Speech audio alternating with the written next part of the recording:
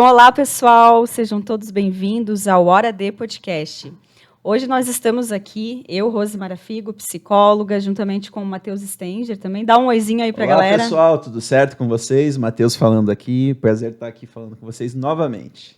Então hoje nós temos um convidado muito especial e a gente vai estar falando um pouquinho sobre educação e tecnologia.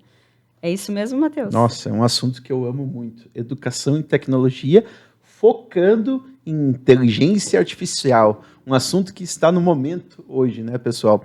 E, então, eu vou pedir agora para o nosso convidado especial, Rodrigo, se apresentar. Olá, satisfação, Rose, satisfação, Matheus. Obrigado pelo convite, pela oportunidade de a gente poder estar aqui compartilhando nossos conhecimentos, as experiências. Bom, como o Matheus colocou, me chamo Rodrigo.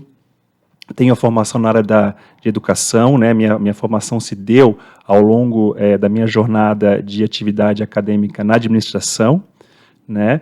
Fomentando o primeiro passo com a iniciação científica, que é um espaço que abre oportunidades para o aluno entender qual é o aspecto da ciência no teu cotidiano. E, em seguida, então, já fiz aí, né, o gatilho com o mestrado e recém-doutor, né? Finalizei aí a minha tese de doutorado, contribuindo aí, né, com a discussão, com as reflexões sobre essa conexão de tecnologia, educação, meio ambiente, sustentabilidade, que são temas emergentes que precisam ser discutidos, refletidos e entender a importância disso para o nosso dia a dia. É isso mesmo. É um prazer ter você conosco hoje, Rodrigo. Seja muito bem-vindo à Hora D Podcast. Você, então, já fez a tua apresentação aí, mas só para complementar, então, é mestre em planejamento e doutor em desenvolvimento regional. É uma trajetória aí de mais de 20 anos, é isso mesmo? Exatamente. Eu começo aí a minha trajetória com esse primeiro passo na administração, na graduação. É um momento importante para abrir as portas para o conhecimento.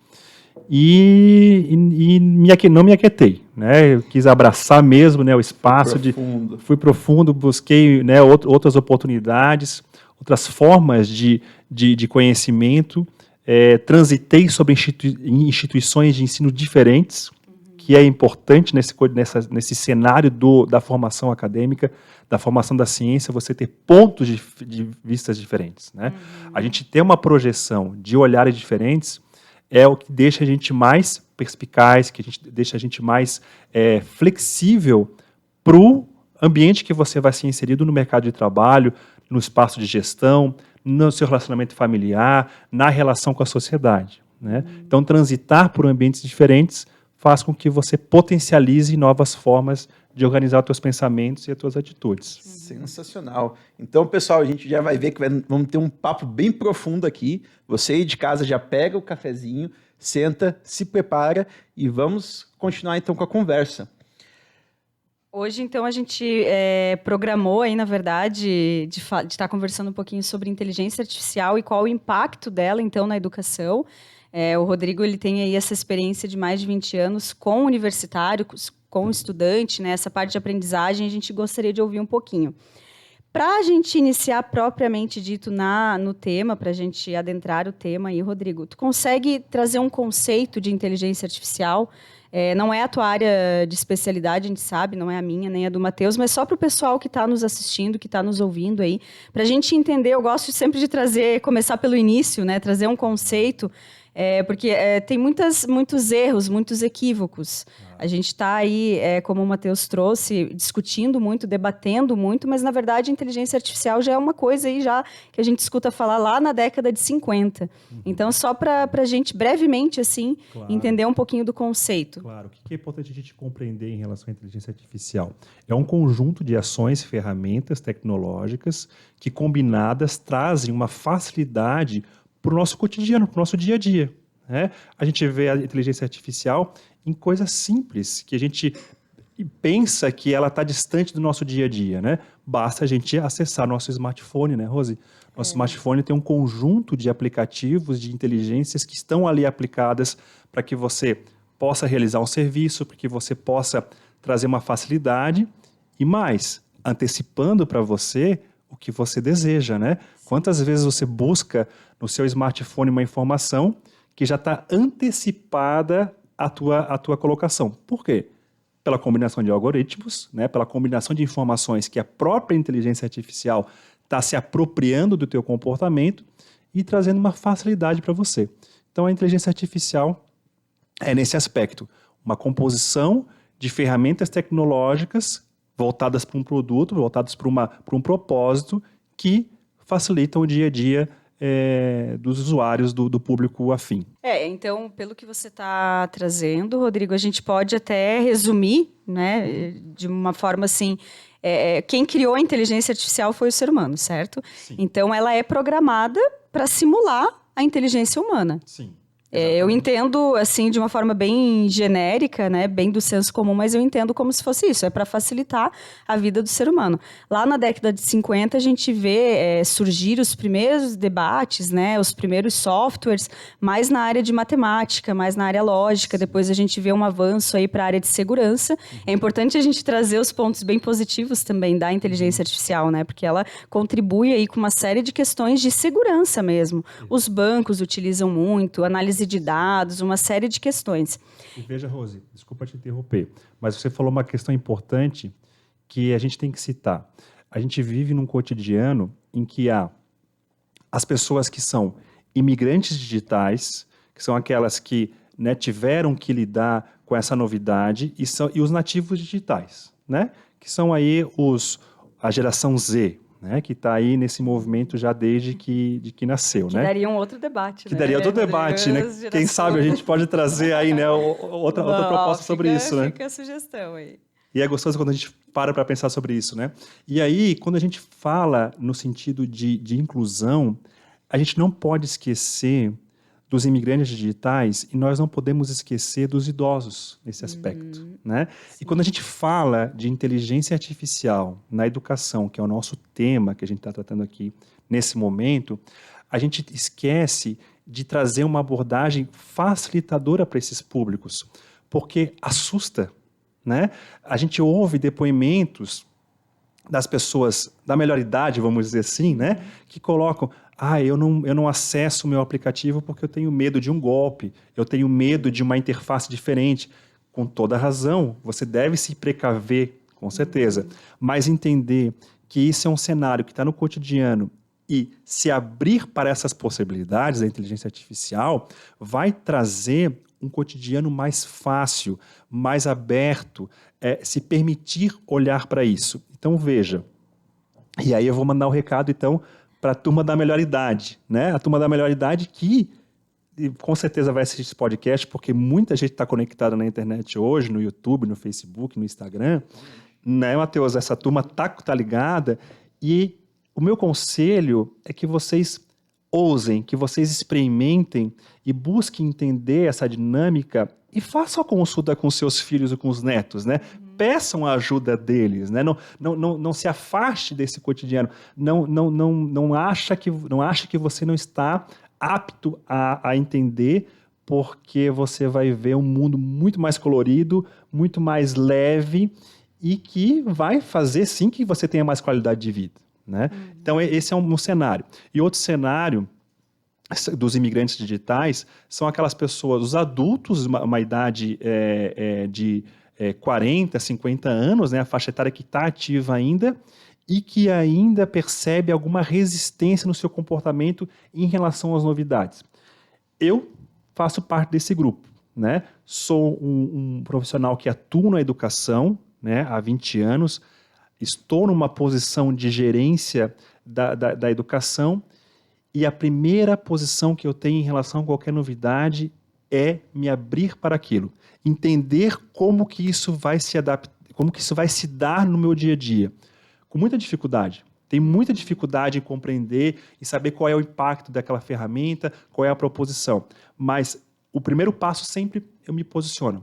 Eu preciso ouvir, eu preciso entender, eu preciso conversar com alguém que saiba. E chamo amigos, chamo os colegas, vou tomar um chopp com a turma, vou tomar um café. Me explica, o que você entendeu dessa proposta, né? E isso faz com que a gente vá pautando novas possibilidades e entender que é um caminho sem volta, né? O caminho da tecnologia é um caminho sem volta.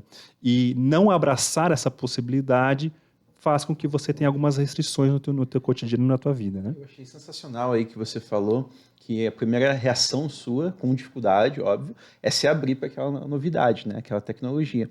E eu vejo muito isso na área de inovação, de marketing, que eu sou da área de marketing, né? Então eu tenho muita inovação nessa área, Midjourney, ChatGPT, nossa, sensacional para minha vida nessa parte. Mas, Rodrigo, você é da área acadêmica, né? Sim. Então, quando eu olhei, por exemplo, o ChatGPT, eu pensei, cara, o pessoal da área acadêmica vai ter muita resistência a essa nova ferramenta. Sim. Porque isso facilita muito a vida de muita gente que vai optar por essa ferramenta como não um auxílio, mas Sim. um método de trapaça, assim por se dizer, né? Que não vai Sim. estar assumindo aquele conhecimento por si, mas vai estar pegando aquele conhecimento e só direcionando ele para as respostas de uma prova, de um teste, para qualquer coisa do gênero, certo? Então vai ter muito essa questão de plágio, por exemplo, justamente por causa do ChatGPT. Foi isso que eu pensei na hora que eu pensei na área acadêmica para essas novas inteligências artificiais. Qual que seria o seu pensamento nessa área? Veja, Matheus, os fóruns de educação que discutem essa temática, eles estão voltados ao acolhimento do cenário. Né? Você, como eu falei, como eu me comporto como indivíduo, como profissional, abraçar e entender a situação. Então, os fóruns de educação estão, e esse é o fórum, eu digo fórum quem é? Os reitores, pró-reitores, diretores de escolas públicas, escolas privadas, do ensino superior, enfim, o núcleo pensante da educação nacional, né? Está voltada para compreender essa ferramenta e potencializá-la para a utilização dela como um recurso de aprendizagem. Né? Então, a gente tem que entender que é importante instigar o aluno a ideia de que ele é um profissional que precisa ser comprometido na sua área, que ele tem que ter as suas capacidades e ele tem que usar esse universo para a sua tomada de decisão de forma correta e de forma coerente. E trazendo esse trabalho de conscientização e de potencialização, não de esvaziamento da ferramenta. Né?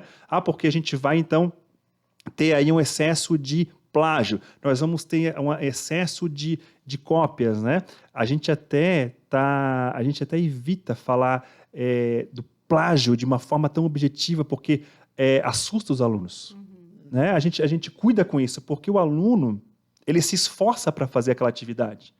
Né? E, às vezes, o deslize da cópia, o deslize de uma citação não realizada é por falta de orientação e não por desejo de fazer a coisa errada.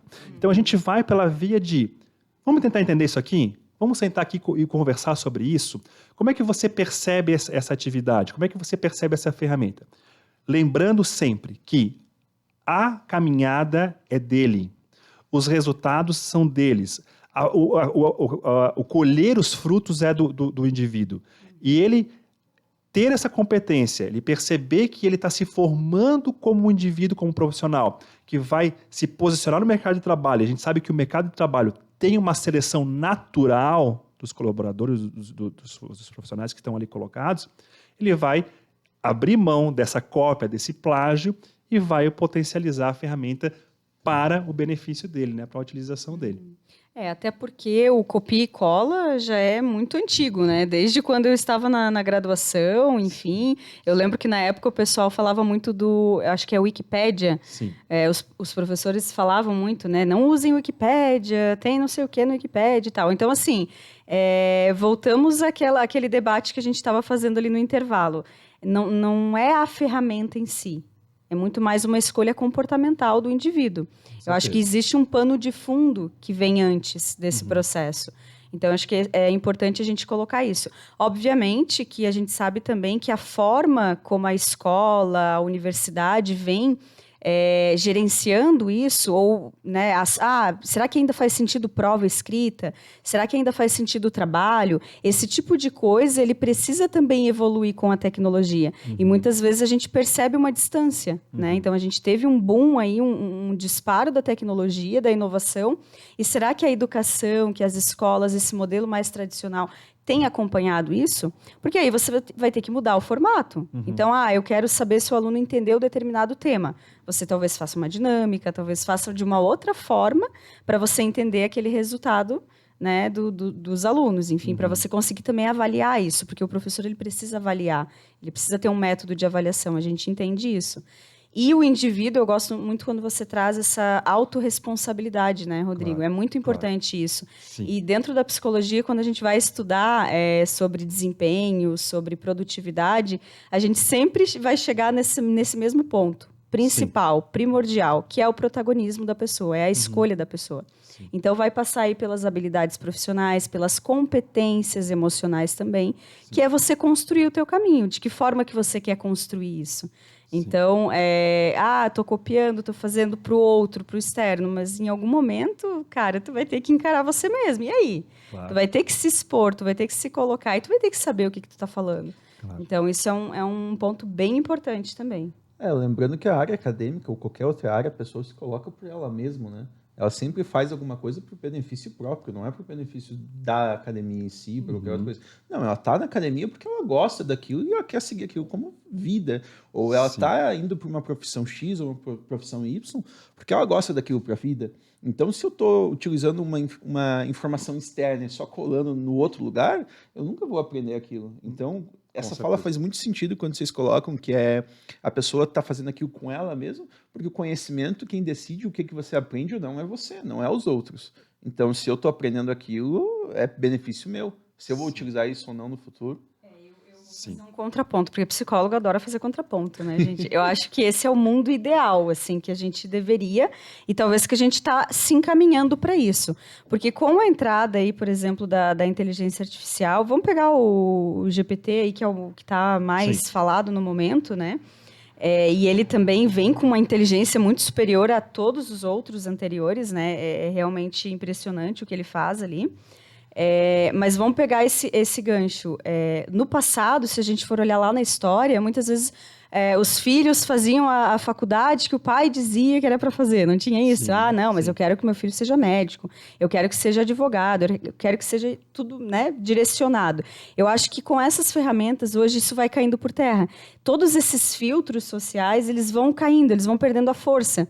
Porque realmente a pessoa vai ter que começar a escolher por ela mesma. Né? Eu não sei o que você pensa em relação a isso, Rodrigo. A discussão da educação hoje, principalmente a educação superior, está baseada em competências e habilidades. Né? Não é o diploma que define o bom profissional. Isso, é isso que eu quis dizer. Não é o diploma que define, não é a instituição. Enfim, é aquela proposta em que ele se envolveu, ele se engajou, ele buscou informações, ele buscou novas formas de conhecimento, aprimorou as suas habilidades no sentido de atitudes, no sentido principalmente de resiliência, de flexibilidade, de saber lidar com as pessoas, de saber lidar num ambiente de desafios, né?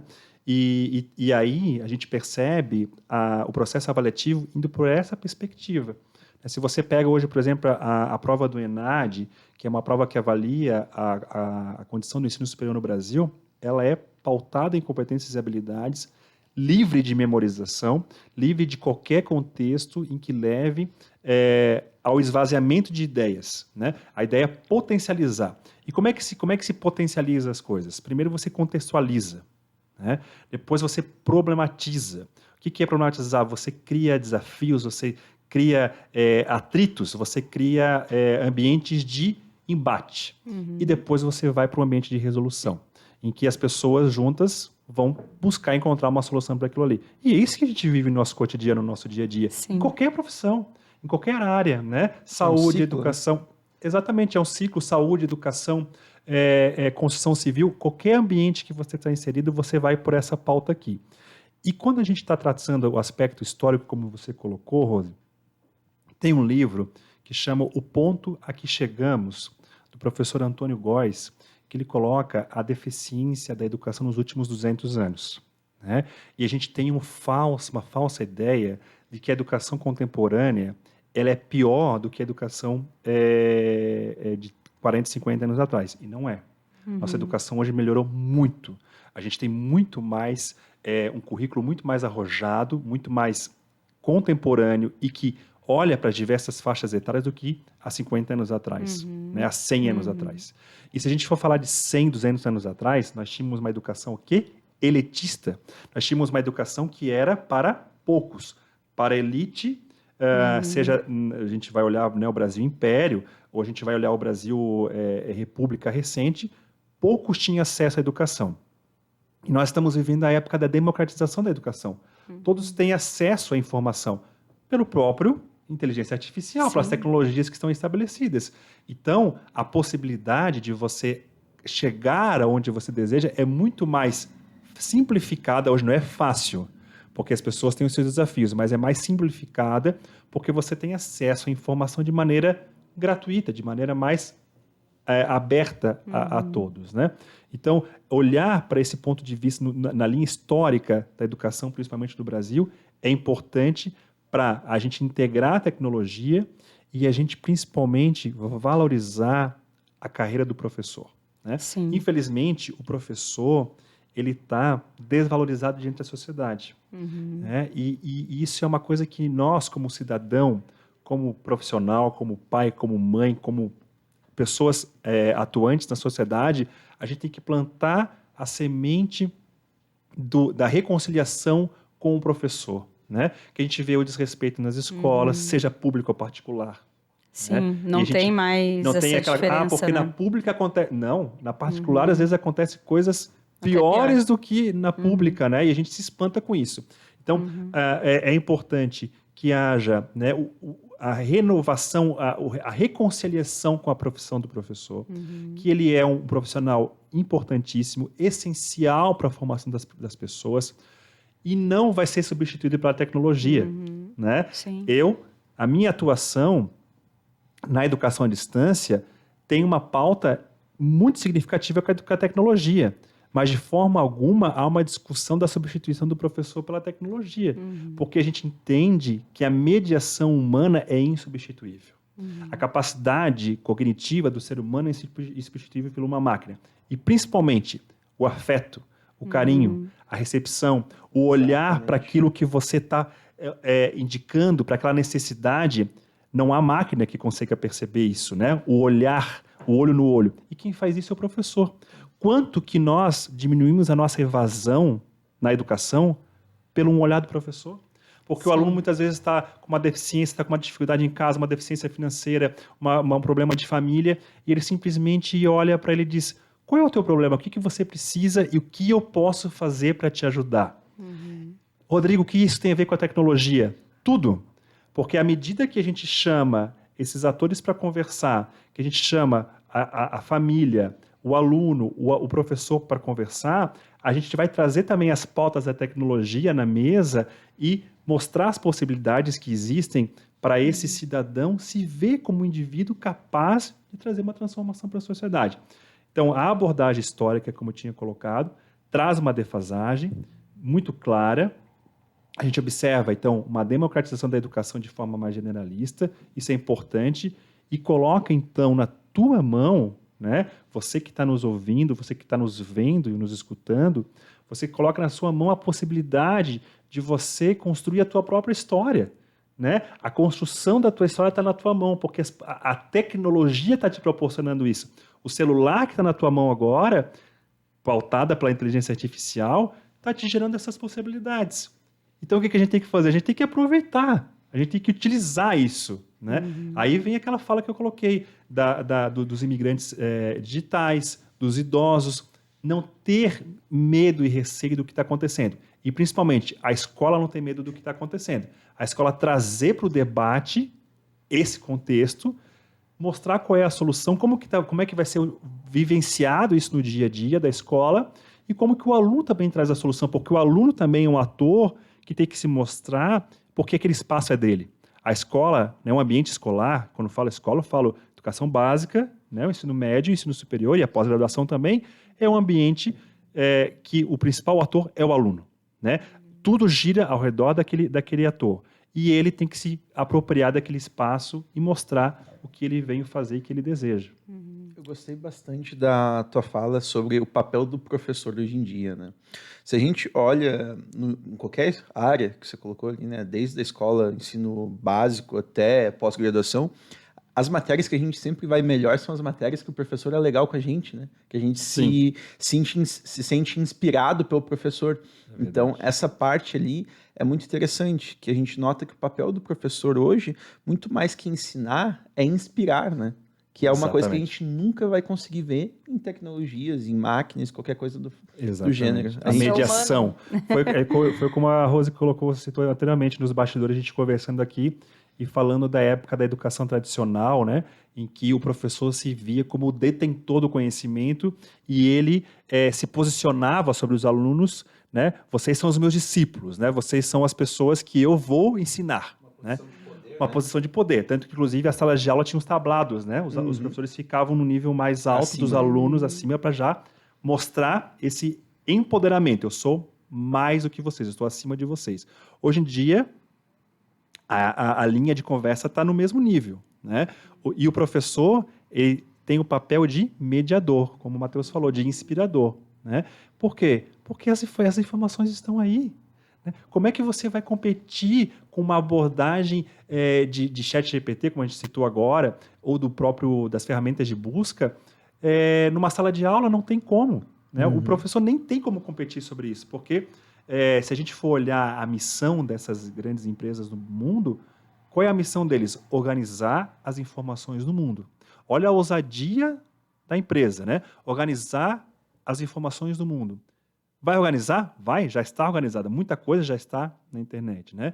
E eu vejo muito assim os meus professores falando para mim, na época da orientação, diz, não, quando eu fazia doutorado, aí que eu tinha dificuldade, porque eu tinha que ir para a biblioteca, eu tinha que ver se o livro estava disponível, eu tinha que emprestar o livro, eu tinha que devolver. Hoje vocês acessam nas plataformas online, nas bases de busca, né, de pesquisa científica online. Isso facilitou muito as formas de pesquisa, as gerações de conhecimento, né?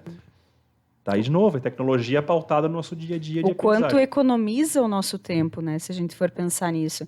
Então, eu vejo hoje o professor mudou um pouco essa missão, né? Digamos assim, não só o professor, mas o líder, por exemplo, na empresa, não é mais aquela pessoa que vai levar o conhecimento, que vai levar a teoria, porque isso está disponível. Né? Eu comentei até contigo, os treinamentos que eu dou, eu não levo a teoria, ou as ferramentas, ou eu preciso falar sobre o que vem antes disso, que é essa postura de aprendizagem.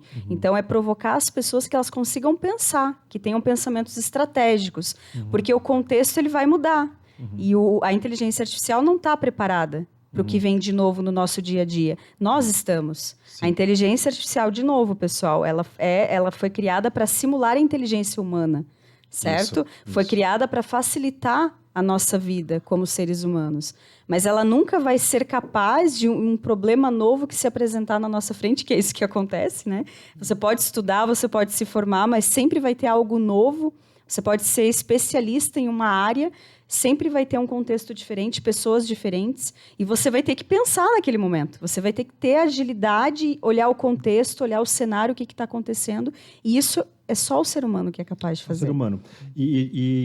A palavra que você colocou também nos bastidores em relação ao medo, né? Que o medo trava as pessoas, o medo não impulsiona, não gera as projeções para o futuro. O medo ele funciona como um filtro. Pensa num filtro, num tecido, num óculos, algo que vai distorcer a tua realidade. Então, como que você vai ser capaz de olhar um cenário, um contexto e achar uma solução para aquele determinado problema, para aquela situação, se você tiver com um filtro do medo? Você não vai conseguir, porque você está preocupado em se defender, você está preocupado em sobreviver, não porque a inteligência artificial vai roubar meu emprego, eu tenho que resistir a isso, eu tenho que proibir os alunos de usar isso. Você já não está mais no polo de criatividade, que é a potência do ser humano, é a criatividade. Uma das principais habilidades que nós temos é a criatividade. É essa capacidade de você trazer o teu potencial e criar algo novo. Num contexto com várias situações diferentes. E isso, falando da minha área agora, né, o estudo da neurociência, a gente não chegou no limite ainda do cérebro. Então, a gente certeza. falou ali da melhor idade e tudo mais. Sempre é possível você aprender algo novo. Porque por mais centenas de anos aí estudando o cérebro humano, a gente ainda não encontrou qual que é o final, qual que é o limite. Sim, A gente sempre tem essa possibilidade de novas conexões. com certeza. Olha que com legal a certeza. evolução da nossa conversa aqui, pessoal. A gente começou conversando ali sobre o início com a democratização do conhecimento, né? Lá no início, como a gente falou, 1930, 1940, as pessoas tinham que estudar o básico e o básico era difícil de ser anexado. Sim. Era difícil de a gente pensar no básico e aprender o básico. Depois, com a chegada da internet, com a chegada dos livros primeiro, né, das enciclopédias, a gente conseguiu acessar mais informações e aprender o que a gente gostava. Isso. Daí, depois disso, com a internet, ficou mais fácil ainda de a gente chegar ao resultado. Antigamente, eu pesquisava no Google. Então, eu ia pesquisar no Google. Hoje em dia, eu acabei de ver, essa semana ainda, que as pessoas estão utilizando mais como ferramenta de pesquisa o Instagram e o TikTok. E Olha aí. agora o ChatGPT. Então, a gente vai facilitando cada vez mais isso. E hoje, a gente chegou agora nesse ponto da conversa que eu acho que é sensacional, a demonstração da evolução, que primeiro de tudo a gente começou com o básico e foi evoluindo até chegar no momento que a gente está hoje, que é o momento que a gente está procurando novos problemas para solucionar, procurando novas soluções. Então, eu achei sensacional essa evolução que a gente teve. A gente mostrou lá o início, que a gente estava tendo problemas de democratização de conhecimento, e a gente chegou no momento atual que a gente está procurando novos problemas para a gente solucionar. Então, a gente mudou A gente saiu muito. do operacional, né? Muitas profissões que eram operacionais, hoje a máquina faz. Não precisa Claro. mais ter um ser humano. E é isso que é legal a gente falar pro pessoal, essa insegurança, né? Sim. É normal sentir insegurança com algo novo, com uma tecnologia tão poderosa e avançada como essa. Mas entendam também que vai ampliar muitas possibilidades. A inteligência do ser humano vai ampliar também, porque você sai do operacional, certo? Então, isso que o Matheus falou é bem interessante também. Sim, e o que o Matheus está colocando é conclusivo que nós estamos vivendo o melhor momento da nossa sociedade. Né? Diante das adversidades que a gente percebe, enfim, dos contratempos, da violência, dos abusos, parece que há uma nuvem, né, sobre o cotidiano das nossas vidas. Mas a gente, na verdade, a gente está vivendo o melhor momento, porque a gente tem um momento de abundância. A gente saiu de um contexto de escassez que era muito difícil numa época em que não existia recursos, né? É muito restrito à educação, como a gente colocou anteriormente, a moradia, a alimentação. A gente está num ambiente de abundância que nos permite satisfazer nossas necessidades básicas e para o ócio criativo, você potencializar suas ideias, você hoje, né, quantas pessoas que você vê que estão indo para as artes plásticas e que é um engenheiro, né? Um psicólogo que está indo para uma área da medicina ou uma área do cuidado com o indivíduo de uma forma mais personalizada, o administrador indo para uma área da construção civil. Então, tudo isso está te possibilitando ser versátil no dia a dia. E a pauta do medo que você colocou e que eu puxei nesse aspecto, em relação à inteligência artificial, que olha, né? Então, quer dizer, as máquinas vão dominar o mundo, né? Aquela projeção, né? Assim, né? Apocalíptica, né? Aquela coisa Ficção científica. Ficção científica, Matrix, né? Que está aí. Pode acontecer ou não, não sei, né? E eu também não estou preocupado em responder essa pergunta, porque a gente tem que viver as coisas para a gente experimentar. Agora, o fato é, a problematização da inteligência artificial é a mesma lógica do ser humano, que é o quê? O input, o processamento daquela informação e o output. Então, toda a abordagem de trabalho de inteligência artificial trabalha com essa lógica. Trabalha com uma demanda que surge, um processo daquela demanda, uma resolução daquilo lá, e uma saída, um produto, um resultado. Essa é a lógica do ser humano. A nossa lógica é essa, é trabalhada por uma preocupação, por uma motivação, por um sonho, por um desejo, por um medo, que vai ser processado e depois vai gerar um resultado que é uma resposta, uma devolutiva, uma conquista, né, uma projeção que você deseja ali no dia a dia. Voltando, o papel das instituições nesse cenário da inteligência artificial. Entender o que está acontecendo, dialogar, debater, trazer o aluno para a mesa e, principalmente, potencializar a ferramenta. Se a gente vai falar do chat GPT em si, a gente vai ver que ela é uma ferramenta que ela facilita o trabalho operacional. Né? A gente, né, horas e outras eu estou lá preparando materiais para as minhas reuniões ou para as minhas palestras ou falas que eu vou conduzir com alguém. Ao conduzir esse conteúdo para o chat GPT, ele ajuda a potencializar aquilo que o Rodrigo pensou, né? De uma forma mais bonita, de uma forma mais organizada, de uma forma em que traga um contexto mais bem estabelecido. E aí o que acontece?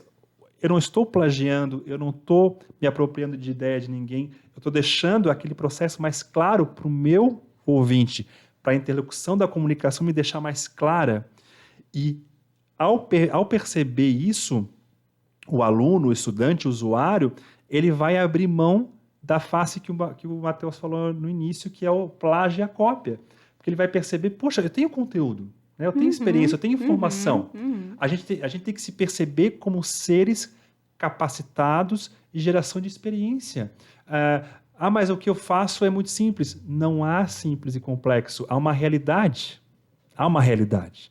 E essa realidade, nesse momento atual, a gente está vivendo com a política, que eu quero colocar aqui que é importante, da extensão na universidade. Né?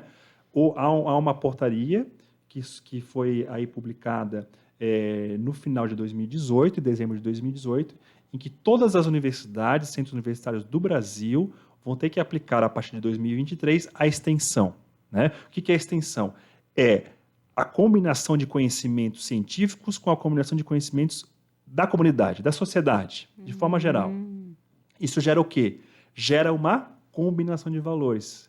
Né? Então, qual é o conhecimento correto? Não é o conhecimento correto. Qual é a experiência mais bonita? Qual é a experiência mais válida? É aquela que é vivida naquela realidade. Sim. Né? A gente tem contextos diferentes nas diversas regiões, municípios, estados locais que é vivenciado.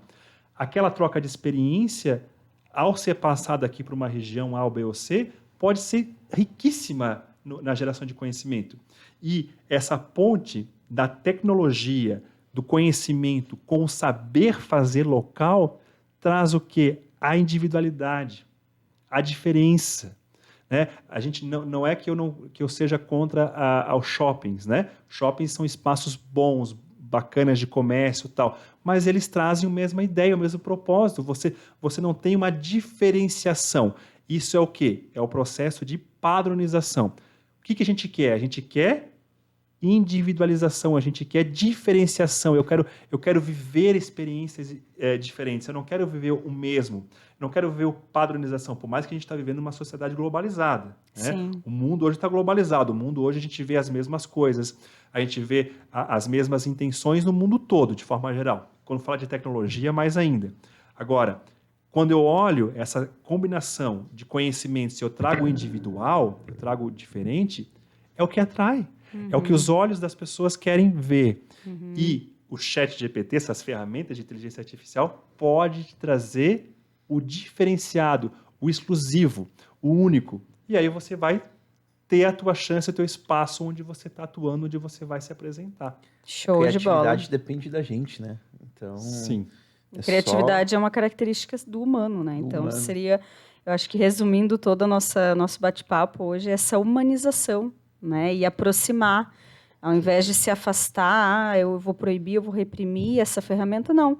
Acolher isso, entender, debater, conversar e analisar o contexto. Acho que tudo depende do contexto.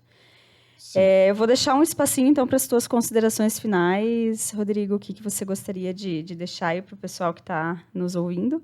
Bom, primeiro, se permitir. Né? Primeira colocação que eu aponto, que é para mim mesmo, né? Quando a gente fala para alguém, a gente está falando para nós mesmos, né, Rose? Você sabe disso como psicóloga, né? E o Matheus como administrador, como na área de relações internacionais, com a sua habilidade também na sua profissão, sabe disso, que a gente tem que se permitir, a gente tem que se abrir para as possibilidades que estão aí colocadas. Né? E o importante é autoconhecimento. Né? Você se apropriar de questões que fazem sentido para você. né, que fazem sentido para a tua vida, que você vai se transformar no passo a passo em que a vida vai se colocar. Por quê? A única certeza que nós temos é a mudança. E na inteligência artificial, aceleradíssima. Né? A inteligência artificial, a cada momento, a cada podcast que você vai ouvir, a cada artigo nas revistas, se transforma muito rápido. E isso é natural. E isso vem da velocidade pelo quê? Pelo processo de coletividade. São mais pessoas que estão podendo dar opiniões, se projetar. Então, se abrir para essas novidades, ler, entender, dialogar, é um passo importantíssimo. O segundo, utilizar, testar, faz um teste, traz aqui para o teu cotidiano aquilo que você acha importante discutir, fala com a família, fala com a tua profissão, né, fala no teu ambiente profissional. E, por fim, compreender que as profissões do futuro, muitas do que a gente está construindo agora, no futuro próximo não vão existir mais. Né? A gente tem profissões que vão se extinguir daqui a pouquíssimo tempo. Não vamos nos amedrontar com isso. Porque novas surgirão também. Novas vão surgir e vamos nos apropriar desse espaço para a gente também mostrar o que a gente tem de diferente a dar para a sociedade, a dar para o mercado de trabalho, para o espaço que você está interagindo. Né? Perfeito. Estamos sendo provocados. Né? Exatamente. Acho que a inteligência artificial está provocando os seres humanos agora a sair de uma zona de conforto. A criar, porque o ser humano ele tem uma premissa, né? É o movimento, a vida é movimento, é novidade. Por isso que essas coisas, às vezes, padronizadas nos incomodam. É chato você ficar fazendo a mesma coisa, aquela, né? A gente sempre tem a necessidade do novo. A alma do ser humano precisa disso. Então, eu acho que nesse momento a gente está sendo provocado. Temos um episódio, Matheus? Temos um episódio. Quero fazer um adendo ali que essa questão de ser provocado, né, dessa provocação, é o que gera medo, né? A gente é obrigado a sair da zona de conforto e acaba tendo medo por sair da zona de conforto, mas isso é bom para nós. Todo mundo sai da zona de conforto, acaba evoluindo. E outro comentário, tem o Bernardo, que é o filho do Rodrigo, né? O Bernardo está com quantos anos hoje, Rodrigo? O Bernardo está com 5 anos de pura atividade, né? E a gente vai perceber nas crianças esse cenário mesmo, né? O modelo de pensamento das crianças já estão pautados para a tecnologia, né? Socialmente, na tua área, que você, né, tem esse estudo muito mais rico do que eu, muito mais apropriado, a facilidade digital é impressionante, né, para as crianças, né? E perceber isso dar oportunidade para nós e para eles de a gente conviver no mesmo mundo, porque o mundo virtual é um mundo real. Sim. Né? O mundo virtual acontece relações. Acontecem relações positivas e negativas. E não perceber isso no cotidiano das nossas crianças é um risco para a educação e para o futuro deles. Exatamente. Né? Tem que fazer gestão disso. E para fazer gestão, você precisa olhar. Você não pode negar. Você tem que olhar, tem que discutir, tem que debater. É assim que você consegue gerir algo, né? Então é bem interessante. E a provocação que eu queria fazer, porque eu puxei o nome do B agora, né? É que a profissão que o Bernardo vai ter daqui uns 20 anos, daqui uns 15 anos, provavelmente hoje nem existe. Com certeza. Não existe. Com certeza. Então, é legal a gente parar para pensar isso, e você aí de casa, ouvinte, também parar para pensar. Qual a profissão que meus filhos ou as pessoas que eu conheço vão estar exercendo daqui 15 anos, daqui 20 anos? Exatamente. Quando a gente para pensar isso, o medo se torna até irrelevante. Porque é uma incerteza que é natural. É natural. Certo? É natural. Então, seria natural da vivência humana, né?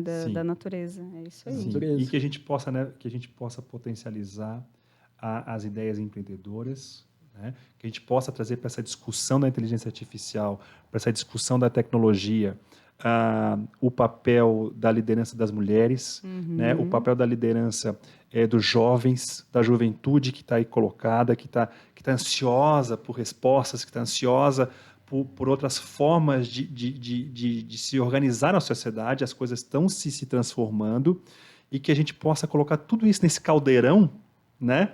Sem medo, como a gente está falando agora, né? A gente está tentando abrir mão do medo. Ou vai com medo mesmo, né? Acolhe o medo, vem cá, pega na mão e vai. Só vai e vamos trabalhar isso junto, e a gente fazer com que nesse caldeirão se traga novas oportunidades para todos que estão aí no cotidiano, na vida, né, no cenário profissional, no cenário da educação, dos professores, dos alunos, dos pais e todos os atores, né, da sociedade e que a gente está organizada nesse momento. Né? É isso aí. Eu gostaria de agradecer, então, a tua disponibilidade, Rodrigo, de estar participando conosco. Foi um bate-papo sensacional, muito rico mesmo. Acho que a gente poderia ficar aqui horas conversando contigo, porque é muito gostoso, é muito fluido. Né? Você traz realmente uma amplitude de perspectivas muito interessantes assim, para o tema. Então, só... Leveza, né? Exatamente. Eu gosto bastante da leveza que o Rodrigo traz ali. Só te agradecer mesmo, então... gostaria de deixar aí teus minutinhos finais também para você deixar o teu recado aí para o pessoal. Sim, eu agradeço a vocês, né, pelo convite, pela oportunidade. Eu acho que quando a gente tem um espaço para falar, a gente tem que se permitir a falar, né? A gente tem que se permitir a socializar o nosso conhecimento, porque o conhecimento ele só faz sentido quando é compartilhado. Né? Aquele conhecimento que fica na tua caixinha, no teu livro, nas tuas reflexões, pode fazer sentido para ti, mas quando ele é compartilhado, ganha muito mais valor, ganha muito mais debate e diálogo. Então, desejo sucesso e vida longa ao espaço aqui, a Hora D, né? Que vocês possam trazer muito mais discussões, muito mais reflexões, e que esse espaço seja um espaço de debate, de reflexão, de troca de experiências, né? Que é o que o ser humano tem a oferecer junto com a tecnologia. É isso mesmo. O podcast é um exemplo dessa união. Perfeito. Cheguei até a me arrepiar com essa Finalizou fala. muito bem, né? Finalizou sensacional. Rodrigo, quais redes sociais as pessoas podem te encontrar? Caso alguém queira entrar em contato com você, por onde que pode chegar? Sim, tenho uma conta no Instagram, Rodrigo Sommer _SC. E também no Facebook, com a mesma nomenclatura, Rodrigo Sommer, a gente se encontra lá. A gente pode trocar umas figurinhas. Tem também algumas publicações, algumas reflexões que também busco colocar ali nas redes pessoais. Bacana. Né? E aberto, né? A gente voltar a conversar outros temas. Com né? certeza. Que a gente possa potencializar outras discussões aqui junto com vocês, que as portas estejam abertas para trazer outros profissionais, outros indivíduos, porque aqui realmente a gente percebe, né, um espaço arrojado, um espaço versátil, jovem. Né? Eu sempre falo muito assim, né, que a juventude ela tem assim uma energia própria, né, um gás que é uma inesgotável, né? A gente percebe uma fluidez muito bacana e que vocês abram espaço para diversidade, né? Que sentem aqui mulheres, né? Que sentem aqui jovens, que sentem aqui pessoas da melhor idade, que sentem aqui empreendedores e empreendedoras, né? Que é assim que a gente constrói um ambiente rico, fortalecido e que gera oportunidades, que é o que mais a gente quer para todo mundo. Né? Bacana, muito obrigada pelas dicas aí. Estão todas anotadas. Legal, obrigado. Pessoal, caso vocês queiram seguir o Rodrigo, eu vou deixar aqui as redes sociais deles abaixo também, então podem ir ali pegar. E as nossas redes sociais também estão abaixo.